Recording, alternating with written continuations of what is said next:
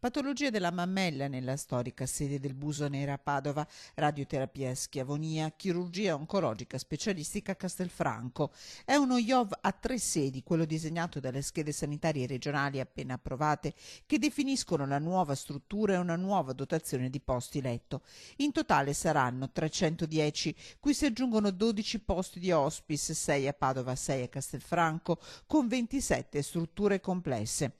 A Padova la patologia femminile più diffusa, la mammella. Dalla prevenzione alla cura e anche alla riabilitazione, nel senso che abbiamo, oltre ai servizi di anatomia patologica, di radiologia senologica che diventa struttura complessa, la chirurgia senologica, abbiamo la ricostruttiva, una struttura complessa di ricostruttiva, e anche le attività di riabilitazione, oltre ovviamente all'oncologia che già è presente. A Castelfranco Veneto è in atto il progressivo passaggio dall'ULSS 2 allo IOV di alcune specialità.